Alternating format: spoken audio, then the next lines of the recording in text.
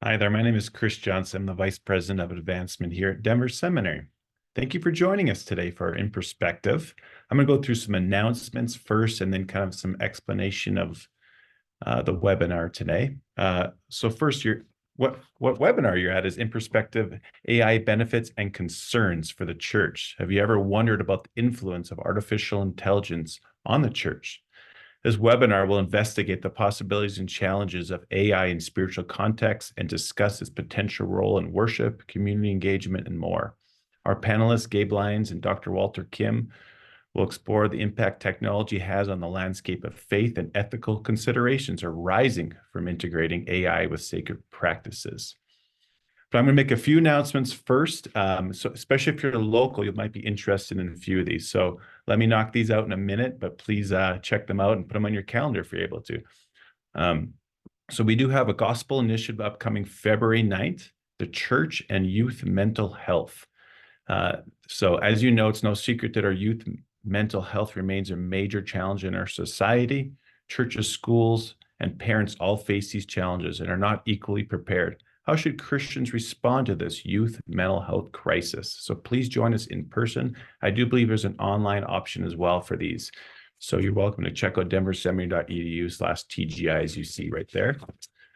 We have a couple more things. On February 20th, we have Black History Month program, virtual and in-person options. Please join us for community worship with Reverend Connie Jackson.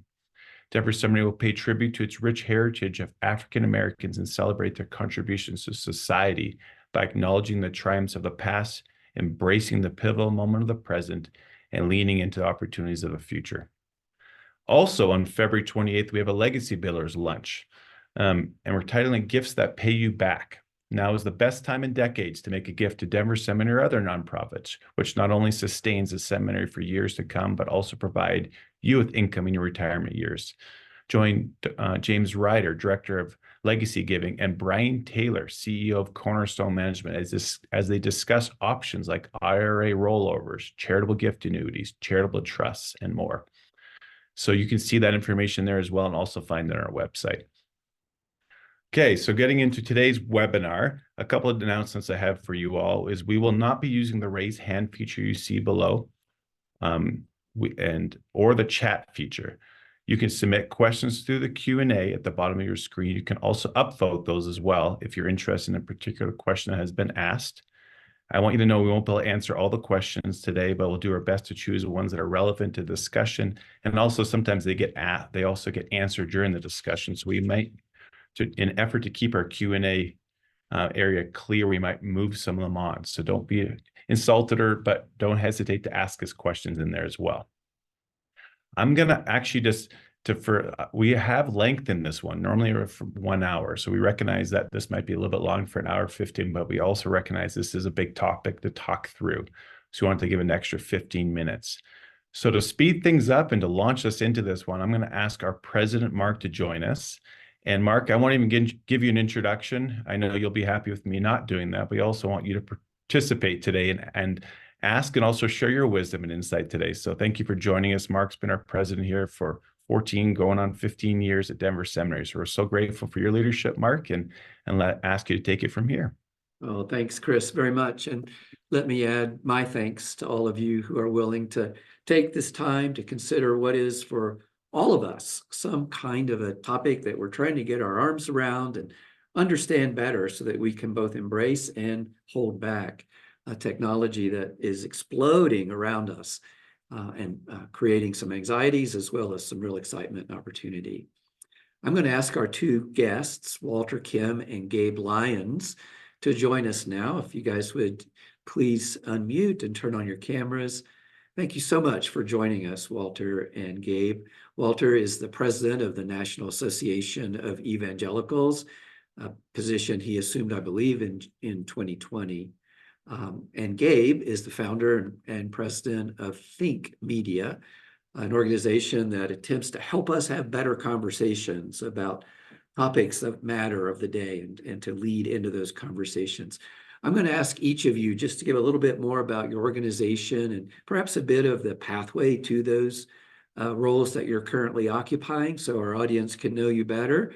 And after that, we'll jump in with our first question. Walter, would you begin? Tell us a bit about the NAE as well as your path to becoming the president of the NAE.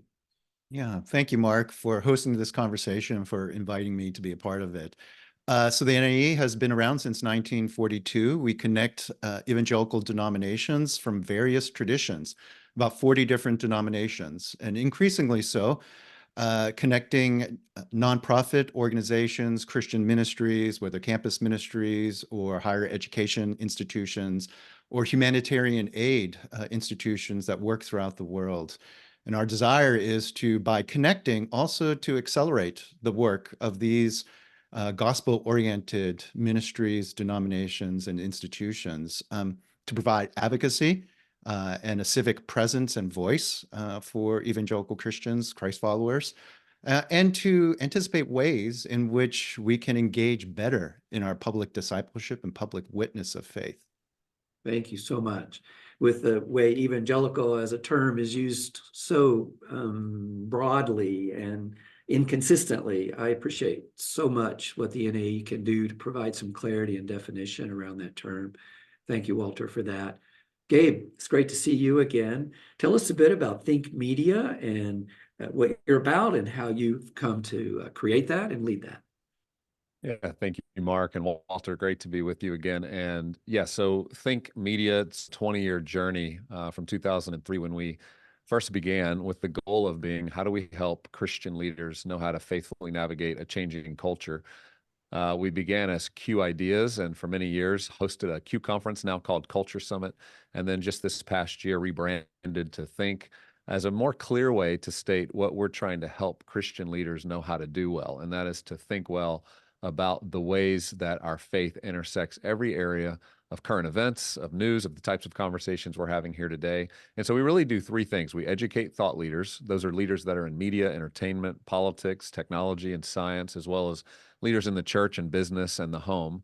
And then we also help equip the church to know how to create conversations that lead to cultural discernment taking place amongst their congregations. As we all know, it's difficult to have conversations about some of these issues that are taking place in our culture. And certainly a Sunday morning sermon doesn't always create the kind of space or the dialogue that people are longing for. So we work with churches to create space through small groups or through events called Think Summits that they're able to host in their church that allow them to create these very conversations like we're having today amongst their people and keep developing that discipleship muscle towards cultural discernment. And finally, we work to mobilize a new generation of 18 to 35-year-olds who are so hungry for knowing how their Christian faith does apply to their friends, to the issues at hand, to what's trending on TikTok or in social media world. And so we come alongside them with mentoring and equipping, as well as providing a lot of content and ideas and talks through subject matter experts that allow them to not just be an expert or need to be an expert in a certain category, but to really become experts at creating conversations amongst their friends that will ultimately lead to wisdom. And so that's the work that we've been doing for 20 years and excited to be a part of this conversation today. Yeah, thank you, Gabe. I would say that Q Ideas in the ministries that you started, the organization you started 20 years ago, were very much leaders in this arena now, that where we see more folks attempting to say, how do we have better conversations about issues that affect us, the church, and certainly our credibility and witness to the gospel in the marketplace. So thank you very much for 2 decades of ministry to the church and to the broader society. Well, let's go ahead and dive into this topic. As we were having a little pre-webinar conversation, I said to Walter, I feel like everything I think about AI, I immediately think I'm 5 years behind or 10 years behind. It's almost as if you can't be at the forefront of this conversation because so much is happening so quickly. But let's begin simply by asking the question, what is AI or artificial intelligence? How do you define it, or how do we define it? And what is it doing in our world around us? Who'd like to dive in with that?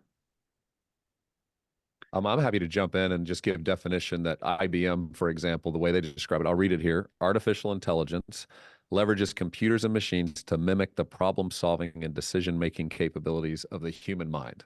Yeah. Okay, so that's their broad definition of AI.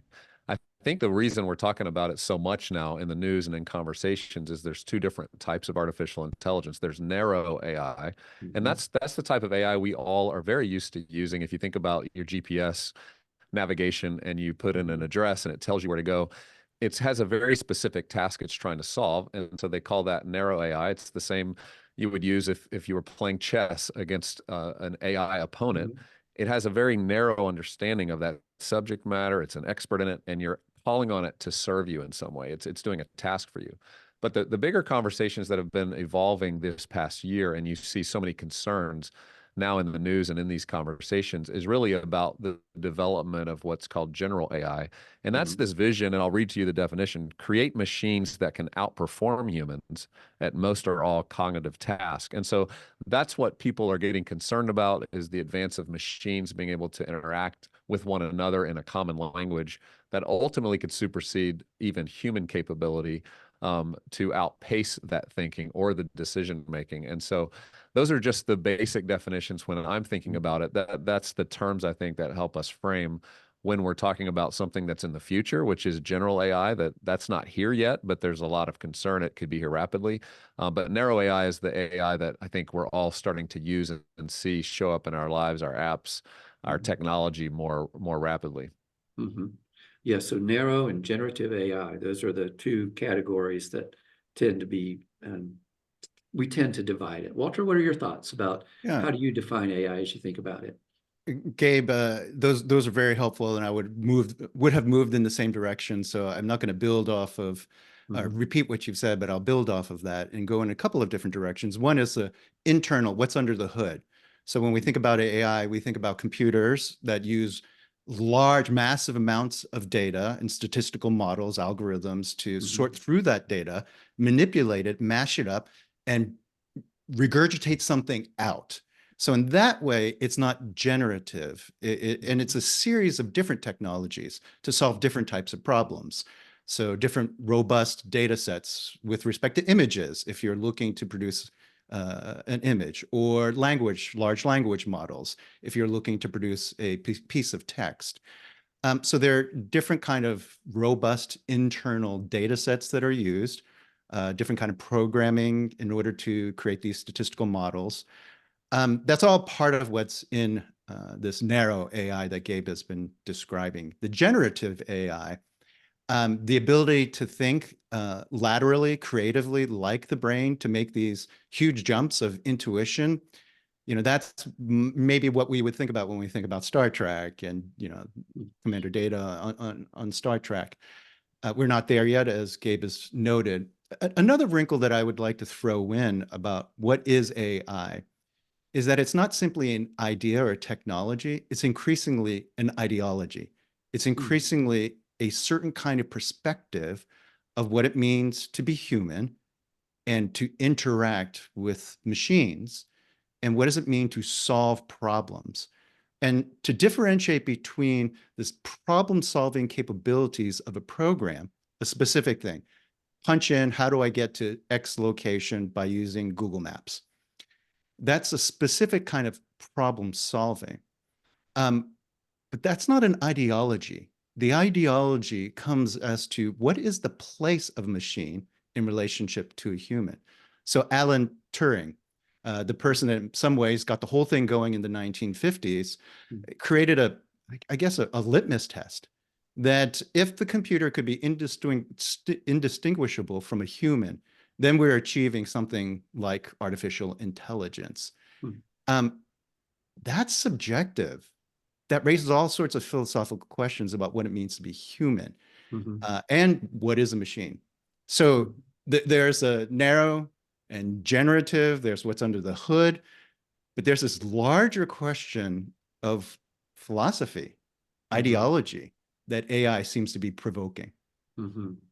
I want us to be sure and come back to those broader philosophical and ethical and theological questions that you've brought up. I also want to affirm what you've described as essentially AI being an attempt to mimic what the brain can do, or at least some of what the brain can do, right? I heard a marvelous conversation with I'm blanking on his name, the man that Google originally hired to oversee their movement into AI. He was a Cambridge scholar. And some of the Jeffrey Hinton, maybe. he could have been, thank you. And this is what awaits you in 20 years or so, guys. You'll not be able to remember a name when you want to. But I thought it was so fascinating to hear him talk about in the early stages, they didn't just think about numbers.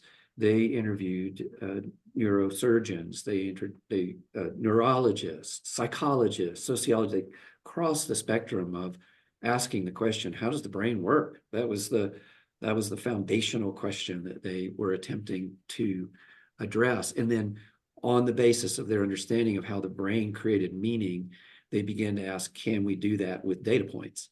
So it at least seemed, in the way he described it, as a relatively benign process that he believed, and the team that he had put together believed, was going to create possibilities for humanity that exceeded what any given human's brain could do.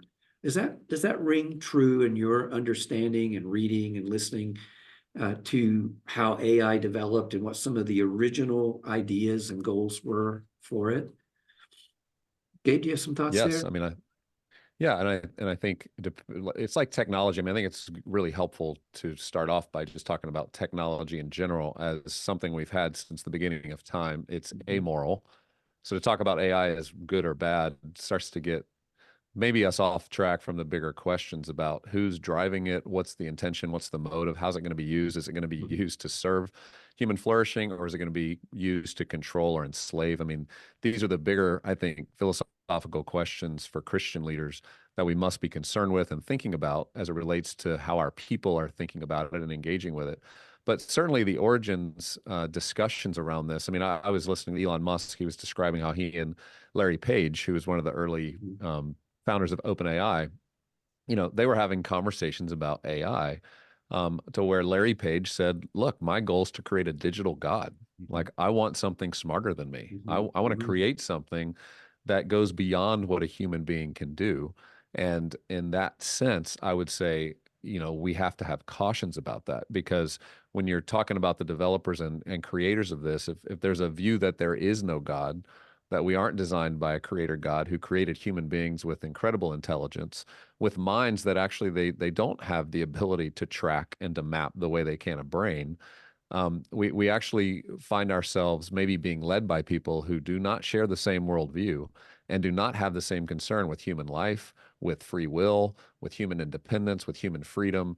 And I think these are the cautions that you have to be aware of: is who's actually driving this, and where is this meant to go? And I think earlier, to Walter's point, the philosophical questions are huge, because the question of what does it mean to be human and what is our purpose and meaning to have life all become huge questions. You have people like Yuval Noah Harari and others who are in this field who would describe a vision of the future that really does not see human beings any different than any other mammal, with no special rights, with no need to potentially survive beyond what an animal would survive. And those are the kind of leaders speaking into the minds of these technologists, as well as world leaders who want to use and operate AI. So I have big cautions about where this all goes. And I think we need to have robust conversations like this that help us unpack the motives. What's AI even meant to do? And I'll end with this. In my opinion, to put it simply, artificial intelligence is designed to keep us from thinking. I mean, at the most robust, if you break this thing down, the idea, even GPS has done that. We've seen the hippocampus in the brain shrink because we've gotten used to using GPS instead of our brains to actually think about directions. Like, if you were to tell me to go somewhere today, I'm less capable of doing that than I was 20 years ago, because I've become reliant on a machine to think for me. And so at the rudimentary level, I think we just need to be aware that the design of AI is to keep us from thinking. And I think we're in a world where critical thinking is actually going to become one of the most essential skills. Yeah. And so for the church to engage those conversations is going to be really important. Walter, I'd love to hear your thoughts on what Gabe shared as a follow-up to what you introduced to us as well, about the questions of what it means to be human, and how AI and those who are creating AI may have a very different starting point in understanding who is a human. What are your thoughts there? Yeah, Gabe, I appreciate the point that you made that the technology in general is neutral, right? And it could be used for great good or great ill. I think of um, the Tower of Babel, the story of the Tower of Babel. The brick making in Mesopotamia was a remarkable advancement. The use of technology to produce bricks. In fact, it became so important and such a marker of Mesopotamian intellectual superiority that Nebuchadnezzar I, there's this inscription at the base of a ziggurat that boasted about Nebuchadnezzar's ability to make, I think it was 45 million bricks that went into the building of the ziggurat, and how he was going to build the ziggurat to reach up into the heavens and make a name for himself, basically. There is the use of technology to aggrandize human endeavors, to supplant God in some ways, or to manipulate the use of the gods towards one political end. In other words, imperial designs. But, brick making, that led to all sorts of technology, masonry, that led to the building of the Temple of Solomon, which was God's zip code on earth. It's an extraordinary gift of technology. So the ability to use technology one way or the other is always the story of humanity, and is a reflection of not only human ingenuity, in other words, the creative process of humans, but also of human fallenness in the misuse of that creativity, and human redemption in the use of that technology for ends that would glorify God or produce greater good for others. So I heartily agree with that notion. It's interesting, though, that technology often has unintended consequences that are built into it. And that's where, while technology is neutral in many ways, it can predispose us to have certain advantages and disadvantages. We all know that experience with not being able to get around anymore. It's interesting to see with greater brain analysis, the swing back to using pen and paper in order to take notes, that there's a recognition that certain parts of our brains are activated for a deeper memory imprint when we use pen and paper, and the tactile nature of writing down. We may get more information when we type into our laptops in the classroom, but we have what appears to be greater retention when we write down things with pen and paper.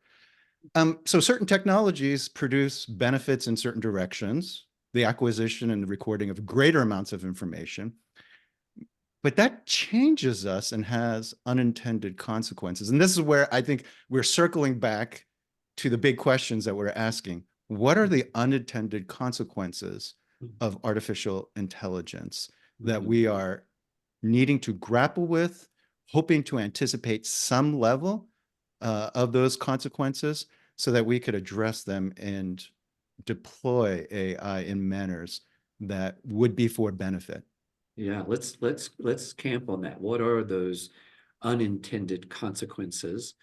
And when we say unintended, we could also add perhaps unknown yet feared consequences or concerns that you both see in regards to the penetration of AI, generative AI in particular, into our lives.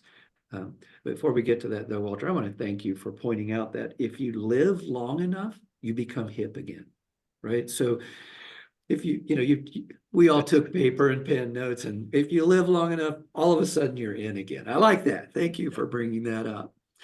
So let's talk It is about. funny.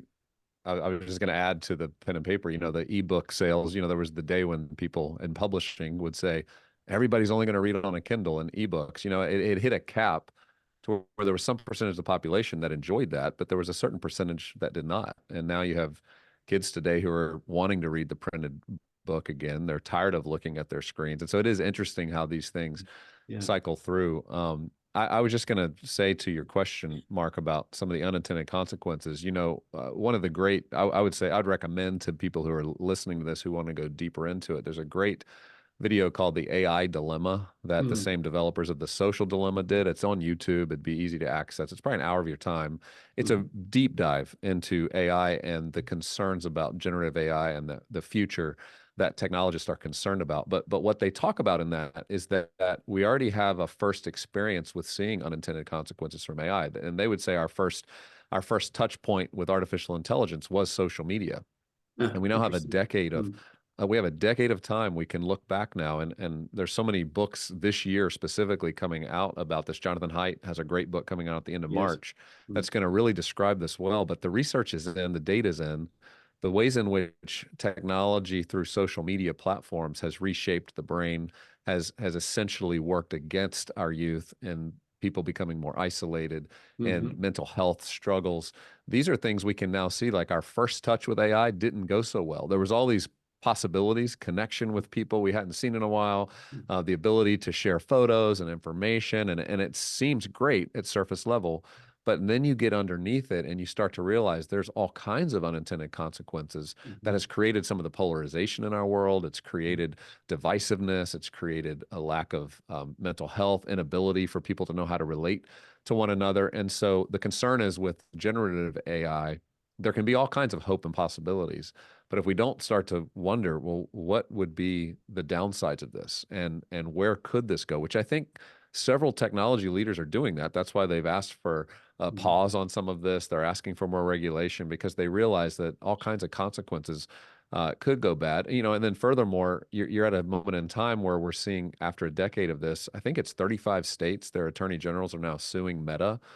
And they're suing them because they said you understood what this was going to do to the brain, and you still move forward with this type of technology, understanding what it was going to actually do to a human brain. And therefore, they're going on the books and saying, we're going to sue because this wasn't unintended. Actually, there was some intention here. And that's what the Social Dilemma documentary did such a good job of unpacking, that built into the design was a design for you not to think and for you to stay on the screen and to constantly attract you to the screen and away from life. And those are just, I mean, those are surface level unintended consequences that I think the church has an incredible opportunity in this moment, just bringing it back to Christian leaders in the church, to be the kinds of places and spaces that help people reawaken to communal life, to in-person embodiment, in a way that in this world today, people are finding that less and less. Excellent. Thank you very much. Walter, some thoughts about unintended, or at least concerns that you see as consequences that we may not yet fully understand? Yeah. Well, you know, both the benefit and the consequence, the unintended negative consequence, I think of the number 13. So 13%, I just ran across some articles that talked about from the London Imperial College that AI tools in assistance to doctors have identified 13% more breast cancer cases than just human doctors alone. And then Consumer Reports just came out with survey results a couple of days ago that 13% of AI users used it just for conversation, just because they wanted to talk to someone. That's an extraordinary thought of what does it mean for human contact? And that's what, Gabe, you're alluding to, both the opportunity, the challenge, but also opportunity as God's people who are called to physically gather together, who believe in the incarnation, the embodiment of God on earth. There's something quite profound with the tactile ways that God describes his people. You know, he himself came in bodily form, and he calls his people a body. He calls his people a family, brothers and sisters whom you grow up with, tussle with, a temple, a building. These are tactile images that God, metaphors that God uses. And metaphors make us. They shape the way we live. And if we think about AI as a grand metaphor, it also shapes us in the way we live. Even if we're using interactive technology, like we're having a conversation, we're doing it in a manner that is isolated. And that feeds into what is already generally true of American culture, very individualistic culture, very consumeristic culture. So culture that thinks in terms of, well, how long is this going to be good for me? And then I will pick and choose my church, my religion based on how it makes me feel. When you are the one who determines the inputs and therefore the outputs of what you type into ChatGPT. That also augments it, that correlates well with individualism, with consumerism, even as it gives us all sorts of answers and problem-solving capabilities that are generally good. Yeah. And the challenge is to tease those things apart. The problem-solving capabilities are extraordinary. Who Yes. does not want to reduce breast cancer? Who Right. does not want to find better ways of thinking about the deep social challenges that we have? Yes. Excellent. But there are ways in which we go about it through AI that also tap into some fallen ways that humans exist. And specifically in our context, in the Western tradition in America, the mental health issues is testimony to the ways that this has actually accentuated isolation. Individualism now has become isolation. Yeah. It's interesting to me to reflect on some of the doctoral work that I did around the question of how adults create meaning. And certainly at that point, we're talking a few years ago now, but at that point, we were having a lot of conversation about the way values and basic ethical assumptions and desires and wants are more formative of behaviors and responses to information than the information itself. So if we think about AI in terms of just information or data points, and then ask the question, then what are those values and wants and desires, and how do they play into the creation of meaning as opposed to just more information? Then is AI something that we could see as something we'll walk alongside as opposed to something that we live under or are subsumed by? Does that make sense? Kind of a broader picture of what it means to be human, make decisions, and then live out those decisions. We're more than data processors, I think is what I'm trying to say. So is generative AI attempting to create more than just data processing? Is it attempting to create also, are those designing it and thinking about it, desiring to create values and desires and wants as well? Yeah, that seems to be the concern. Go ahead, Walter. No, I'll just make a quick comment, and then Gabe, I'll turn it over to you for deep analysis. That's your game. I would say intentionality needs to increase with immersiveness. And by that, I mean, if we have a relative that we interact with once a year at Thanksgiving, that relative drives us nuts, but it's only once a year, then we gear up to it and we have to deal with it. It's pretty clear what we can do. But if we have a relative that we live day in and day out with whom we have deep friction, there needs to be a greater level of persistent, intentional, thoughtful engagement because it's more immersive. If a technology that we run across it infrequently, then probably you don't have to be as intentional about it because it's not as immersive. AI is immersive. But we are not as intentional about AI in its immersiveness because precisely it is so pervasive, and we are yielding some things to the pervasive nature of AI. So it is simply, I'm simply stating that the challenge is greater because the immersiveness is greater, and the call to be more intentional is needed. Yeah, Thank you. it's a great point. It's going to become something that just has to be part. If you think about spiritual disciplines and how we're being formed, it's an awareness that we're being formed every day.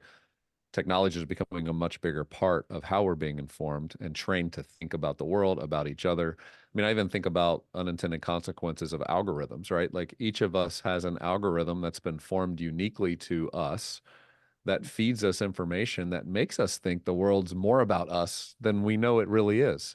And these are the types of ways our kids are growing up, and they're growing up in a curated world for them. But it oftentimes limits that exposure, which requires, I think, Walter, to your point, an intentionality to go outside of the algorithm and find sources to listen to, people to be curious about, books to read. You have to listen to people who are outside of the algorithm or what your typical interest might be, Yes. so that you can help make sure and ensure that we're not becoming silos of information and perspective, but we're remaining curious, inquisitive human beings, which I think is all part of how God wants us to be. To your question, Mark, I think that the concern is about generative AI moving to a place that the developers have no idea where it could go. I mean, that's the point. It's like you just start doing something because the assumption that it's like the myth of progress. If we can do it faster, then we should do it faster, and we could just keep doing things faster. And if we can get a machine to think better than humans, then certainly that will just work out fine. And then you see the alarms being raised, like, wait, that may not work out really well. It might not work out well if a AI program has the ability to create a bioweapon virus and a way to release it. Like, that's not good for human beings. We need regulations in place. And so I'm glad to see people raising the alarm who are critically thinking about where does this all go. But I also go back to, Walter, you referenced the Tower of Babel story. I find that story so helpful even in the AI discussion beyond technology, because what they were trying to do in that story was ultimately create one language, and they had one language. And because they had one language, they were capable of building this tower. And so God comes into that moment and says, I've got to disrupt this. If these human beings left to themselves have one language, then there's no telling what they can do. And we're back at that moment for the first time in world history. We're now at a moment where the design of AI is to develop one language that can talk to one another without interruption. And I think we're back at that same place. And now there's humans kind of going, I don't know what could happen here. Like, it's impossible to imagine where this could go. So we better start to implement some disciplines. It reminds me of Kevin Kelly, who's a person who is an amazing guy. He's co-founder of Wired Magazine, an incredible technologist, but somebody who always has used technology very carefully and actually really disciplines himself not to use a laptop or a cell phone, even though he reviews technology every day. One of the things that he was sharing with me at one point was when they were talking about ethics in how they were creating all kinds of new technologies and what does it mean to integrate these moral decisions into self-driving cars. We've all heard those illustrations of does the car, when it sees a baby and a stroller and a mom, and it's going to have to either hit them or it's going to veer off and kill another person that's on a sidewalk. There's a moral decision that has to be made. And what he was lamenting was there weren't a lot of Christians in the room for those conversations. In fact, there was none.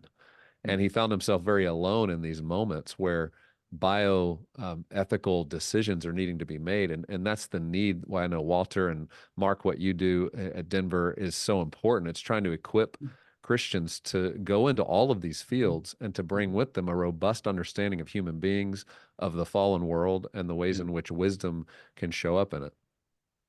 Let's thank you for those insightful observations. I think it's really good that we started with creating a foundation, a theological foundation, both theological anthropology as well as how God's involved in the world, and a human formation conversation that we've had. That's been, I think, very, very helpful.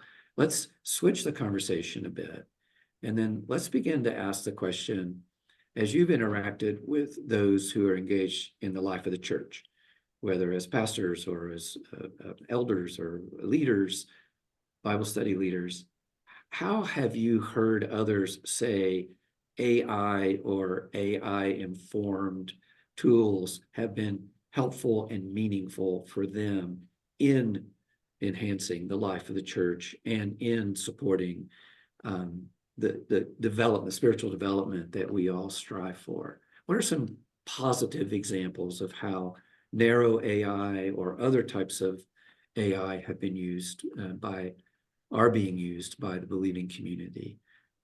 Gabe, can you kick us off there? And then Walter, I'd like to ask you. I think we all have appreciated the ability to curate resources, and I think that benefits spiritual growth, the church. I mean, I know even through thinkmedia.com, we create the ability for you to search topics you're interested in growing in and be able to serve up to you. And this is the same type of technology we're describing, serve up to you exactly what you're looking for quickly. So for research, for learning, for education, I think AI is offering all kinds of great things for the church, for institutions, for people to grow. And I think in that, the goal is to make sure people are still doing the work to grow, though. And I think things like Chat GPT that have come along that I know you would deal with in an institutional setting for education, and every professor and everybody's has had to quickly navigate, how do we use Chat GPT? And I think even for sermons and pastors working in this field, the temptation is always to, again, think less, to go for something more convenient, but it not necessarily be as robust and as rich as if we had done the work. And the pride that you actually get when you do the work. So using tools like ChatGPT to do research, to make sure you're understanding a situation or a story, or quickly grabbing a lot of information to learn, to be a source, is one thing. Using it to actually write sermons, and I think we've all heard stories of pastors writing sermons. We've heard about musicians writing songs. AI can certainly produce something, but we have to understand that what it produces isn't really a new creation. It's actually derivative of what human beings have already created. And this happens with imagery. A good artist friend of mine who lives out in Denver, he talks a lot about, as an artist and a penman, how much it takes human ingenuity to create these things. And AI can only steal it and pull it together and try to make a new image out of it. But it's creating derivative work. It's creating an image, but it's not creating art. And I think it's important, and will be important, for the church to continue to hold the ground here on the richness of creating both art, music, environments, sermons that you can trust, that a pastor labored over with the Spirit of God, helping inform what is meant to be said to the people of God in this moment, versus relying too heavily on these tools to try to do the work for us. And in that sense, we become actually less human. Yes. I think it would be fair to say there's something about the enjoyment of a human accomplishment, a sermon, a piece of art, a new, something that you've created. There's something for me that gives greater depth to know that a human being, certainly as a Christian, a human being created it. Something about that human to human connection with that art that seems profound to me and meaningful to me. I appreciate you pointing that out. Thank you, Gabe. Walter, what are your thoughts? Yeah, the Bible translation. I mean, that is an area in which we have recognized the amount of time it takes for someone to learn a language, to learn a culture, the amount of money it takes. Now, I'm going to focus on the positive element of it. There are some negative things that are embedded to the use of AI for Bible translation with respect to the embodied presence of people in various communities. But there is something profoundly exciting with the fact that the scriptures can now be translated into languages of peoples that make it more immediately accessible than ever before, and more rapidly accessible than ever before. The conversation partner that AI can be as a tool, a brainstorming tool, it may not write your sermon. Hopefully you have prayed and entered deeply into the process of being a student of scripture yourself and applying it to yourself. But there is a conversation partner of getting ideas, working something through. Those are very regularly used. Responses, like working AI into email responses, certain processes of organizational life. There are productivity values that can be gained from that. The creative space for someone who is creative, fantastic. For someone who is not creative, the kind of creativity that can be generated in lateral thinking that may not have existed for you, that is now more accessible. But once again, embedded in this, all this positive possibility are the concerns. And that is the world's library is now on your phone. You don't have to go to a library to do the research. There is great benefit to that. Great equalizing of resources between countries, for instance, because a library is incredibly expensive to maintain. Yes. But within that are also concerns. And that comes back to my principle that the more immersive something is, the more intentional you have to be about the consequences of it. But there are some, very positive things that can be said about the use of AI. I think I'd add a couple concerns for Christian leaders, pastors, institutional leaders to be thinking through now, not waiting till it's upon us, but to consider how do we manage these things. One, you may have seen where content that Christians might speak of very freely in this current culture, but if it does not align with where the algorithms want to take you, can easily start to cut off the reach of that type of content. We saw this a couple of years ago. Carl Trueman was speaking a sermon in California, and he was talking about sexual ethics, and YouTube, it cut him off. The content just cut him. Came back on, cut him again. Wall Street Journal reported on that instance. And the idea that there's certain words that now through technology are being monitored as safe speech or non-safe speech for the Christian who's going to have to talk about issues that don't align with the culture. These are things churches should be aware of. What platforms are they using to broadcast content? Do they have redundancies built in? Could their Facebook or YouTube feed be cut tomorrow if they started to rely on this type of technology to communicate their ideas? And then a second one that I think we've seen the warning really in the Chinese, certain communities in China that have built a social credit system. And people are starting to see warnings of this, but to understand this is where this type of technology goes, that you literally in China get a certain score based on your views, where you spend money, whether your opinions align well with what the state's opinions are. And the higher your score, the more freedom you have.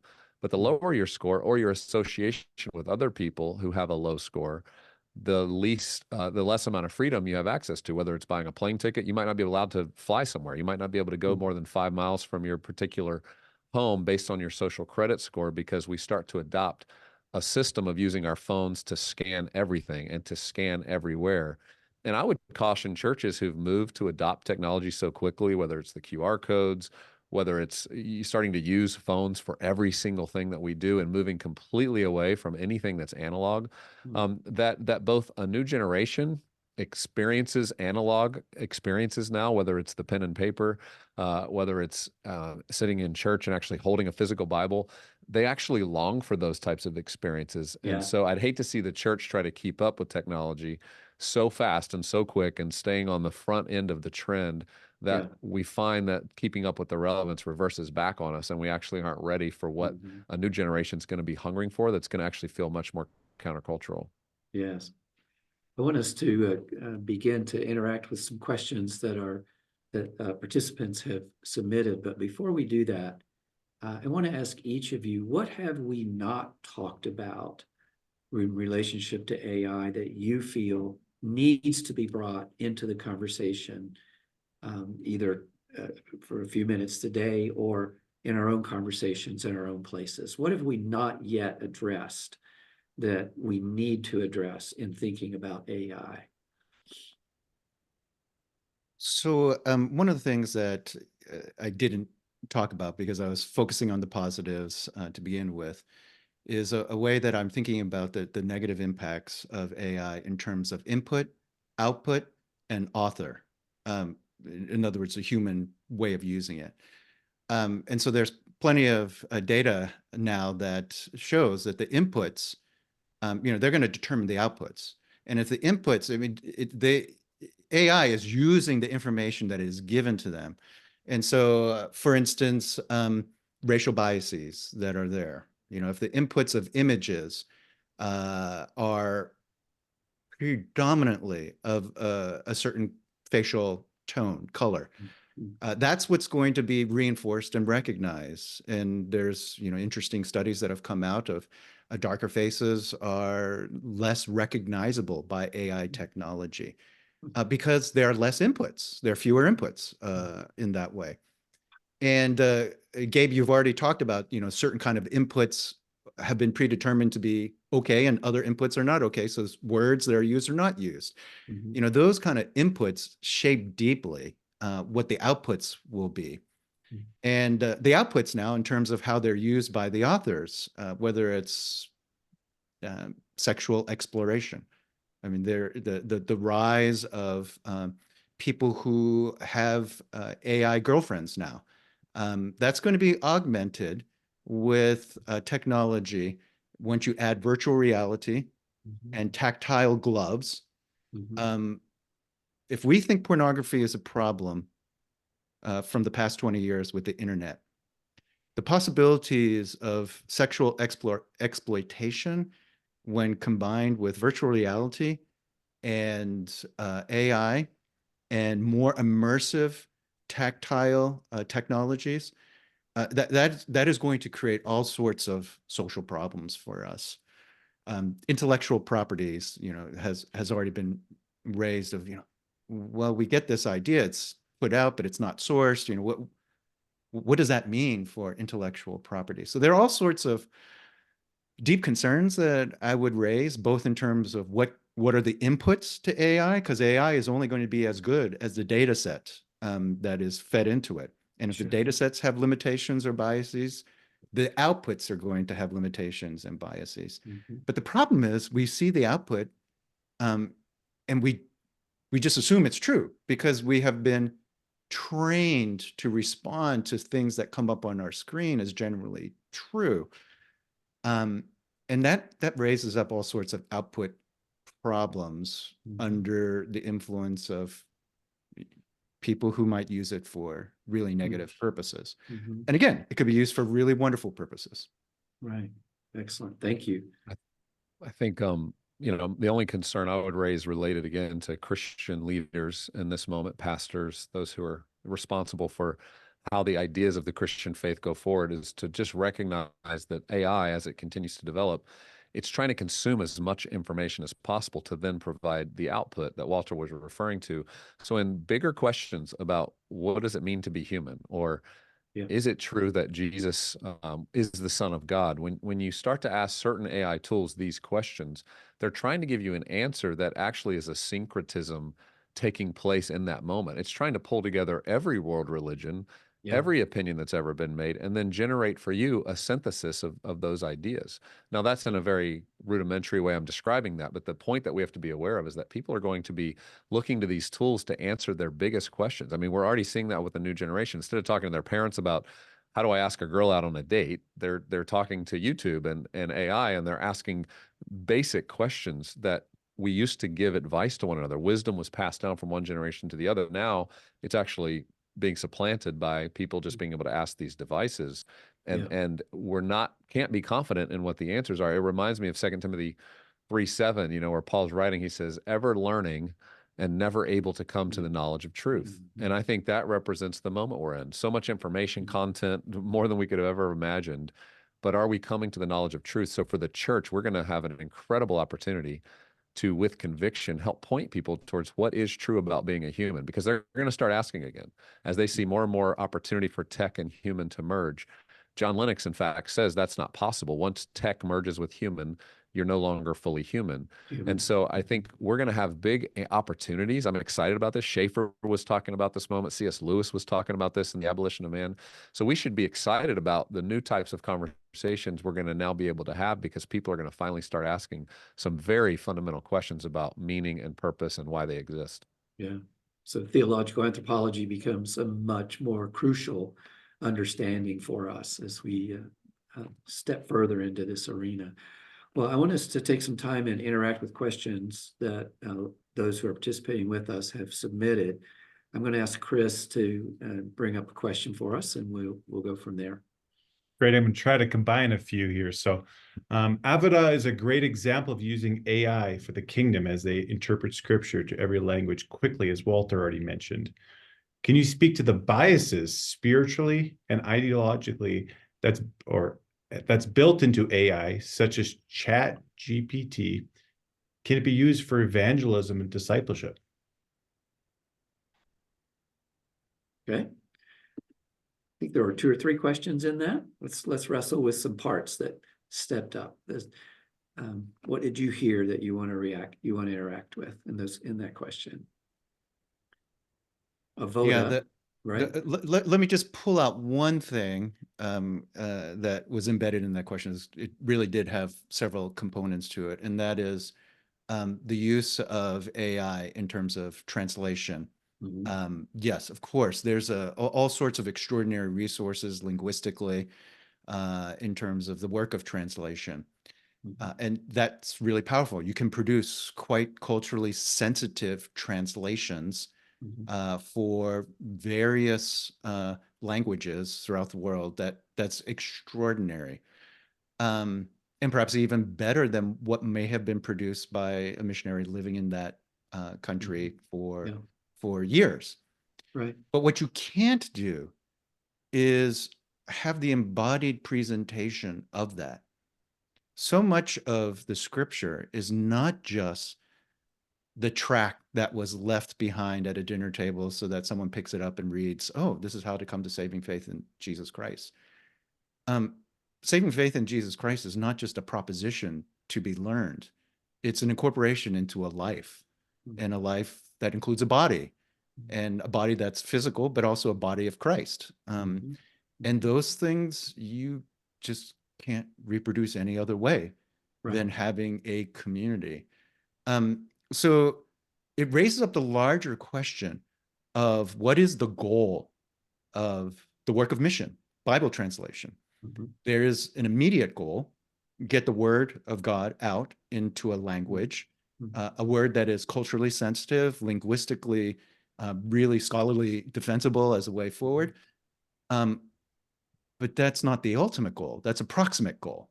Yeah. That's not an ultimate goal. The ultimate goal is that there would be the reception of the word in a community that worships God, and that requires a community that worships God.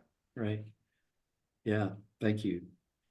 Gabe, any Yeah, thoughts? Walter, well, I love how he just articulated that, Me too. and how important it is that we know what the ultimate goal is. And it's not Yes. just about fast and everywhere, but it's actually about embodiment and depth and richness.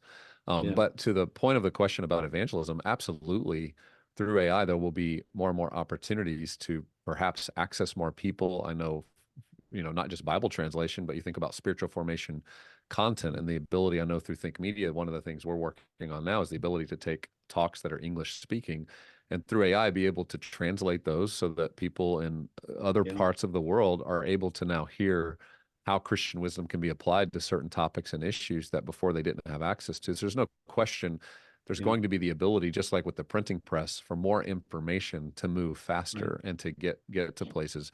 But I think we will have to always employ the cautions to understand what the unintended consequences are. And the more we can try to imagine those together in community, so we can write in, ways to protect against that, then that's going to be how wisdom can be applied, I think, to this, even if there are some incredible benefits to it.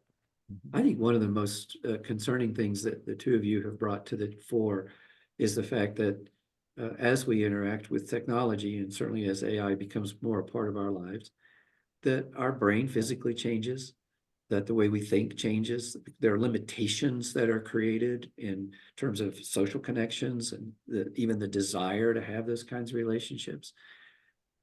It seems to me that perhaps the church is and could be one of those remaining places where all the things that we think are being affected negatively by AI could be reinforced in positive habits of reading and worship together and interaction with one another, embracing the written word in whatever form, and embracing the wisdom that comes from that. Boy, I just feel, I guess what I'm trying to say, and poorly, is that the church can be such an antidote to what we're describing as the potential negative consequences of more immersive AI, or immersion into more AI experiences, as the church decides to really be the church in that regard. It's a beautiful, beautiful opportunity for us, I think, to create those contrast communities that commend the gospel to others in the generations ahead. Well, I got to preaching there. So, Chris, what other questions do we have here? What are some practical guide rails we can create as we use AI, whether that be personally, for our children, or for our church? Personal guardrails. I would cite some, where Jonathan Haidt will be going, I know, with his project and his book, and he talks about this idea of collective action, and it's the kind of action that a church can take. It's where a group of people says, "Hey, on my own," like think about you as a parent, perhaps with a teenager who has social media. On your own, when you say you're going to have to stop using Instagram, the child is going to look at you as if you're crazy, and there's going to be a big battle ensuing. But if you as a church can say, we as a church community are going to take a fast, for example. Our church did this. Our pastor, Darren Whitehead, created a digital detox fast, and it was a 30-day fast this past May, where the entire church signed on to say, we're going to practice this collectively. So Yeah. then all the kids said, oh, well, my friends aren't doing this either, and we're going to stop using social media for the month, and we're only going to use the apps that serve us, such as, a plane app to get a ticket, or, but nothing that was going to be feeding and constantly creating connection or distraction. And the result of that collective action was so powerful because no one felt alone in it. And I think, Mark, that's what you're describing, that the world, Yes. the pendulum will swing back. Human beings are already longing to get away from the screen, and they just don't know how, because our whole world's now gotten locked into it. So when you can embody and create practices as a community that are healthy, that get us outside and outdoors, Yes. using our hands, planting gardens, working out, just experiencing life with one another, there's a refreshment that people feel in that I think God is going to use to actually win people to faith during this time. Yes. Yeah. Wow. Walter, some thoughts about practical guidelines? Gabe, that is so compelling. Yes. Can I ask a follow-up question to Gabe? I know I just Please, at the please, last please. moment broken the rhythm of our time together, but what was the outcome of that?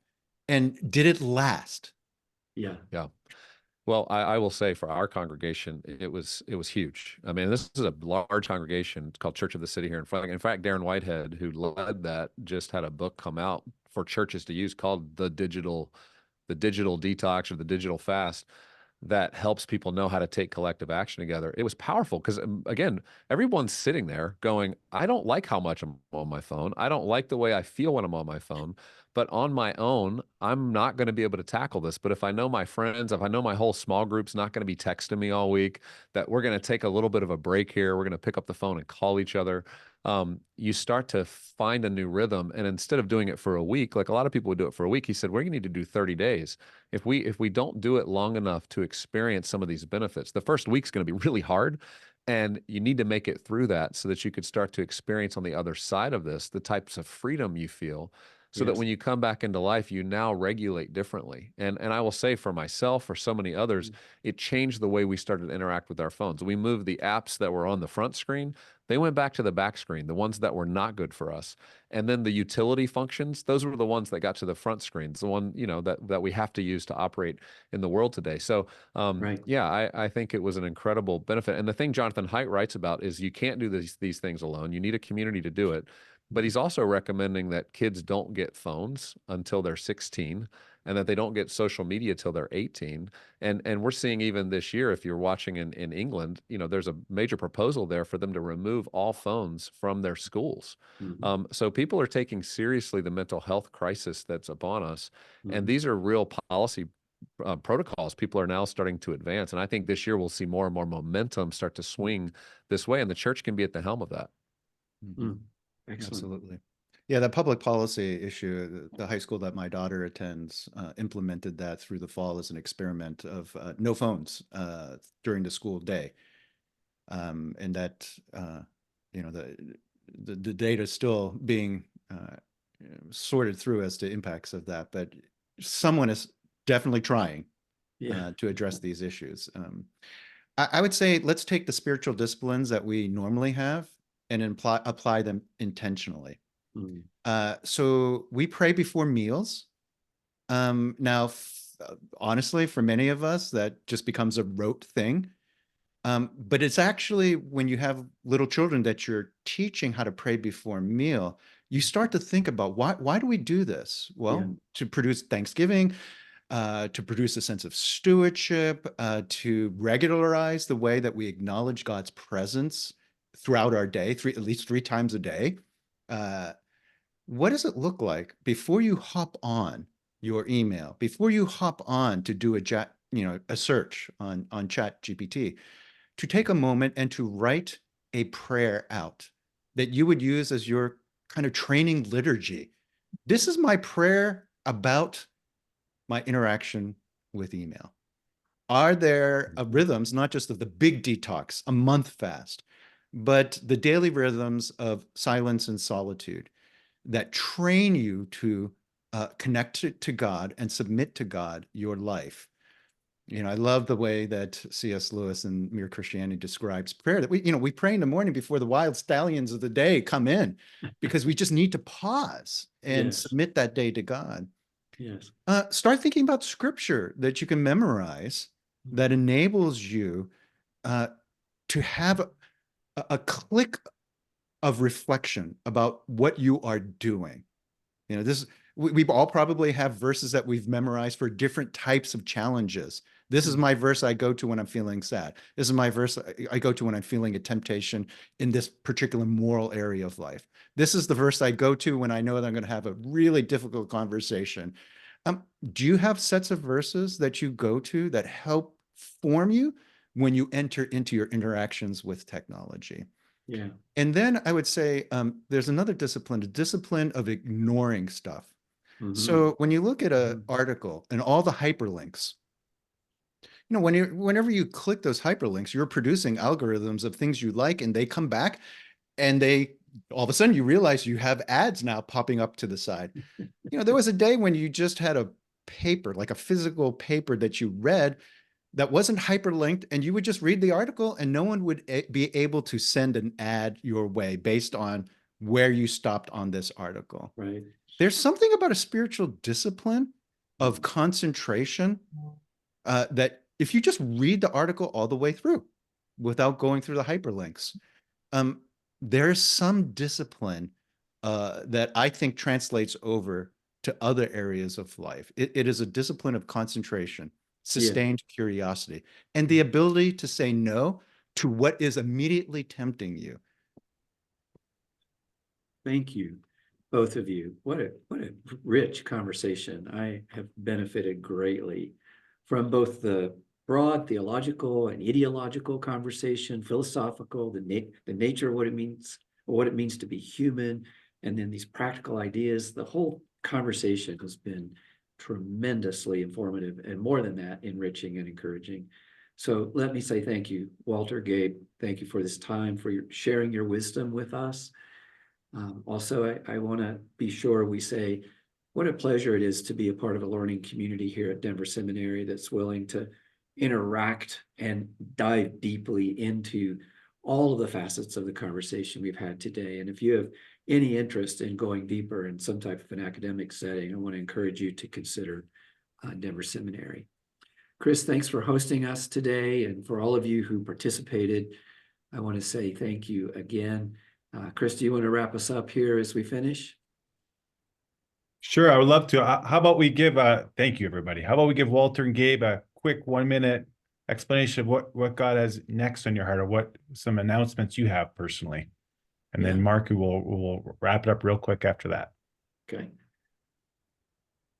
Well, thank you for that. I mean, with Think, we are trying to create resources that help leaders continue these kinds of conversations. In fact, at thinkmedia.com, if you go there and search artificial intelligence, you'll find a collection of talks by different experts who are talking about the different aspects of some of the items that we've covered a little bit here today. And my encouragement is we're trying to help more and more leaders use this content to start conversations in their own small groups, amongst their staff, amongst their congregations, so that people do feel like they can have this type of a conversation in the life of the church.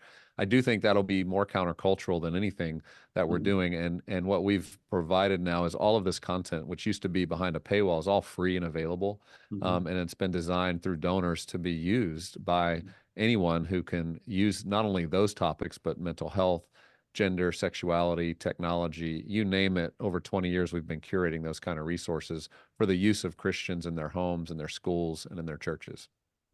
Amen.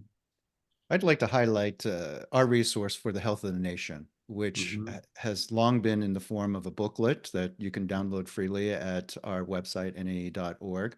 It's now also in video form at Right Now Media that you can access along with small group curriculum that you can use in adult education contexts and small group contexts, and maybe even connecting it to a sermon series.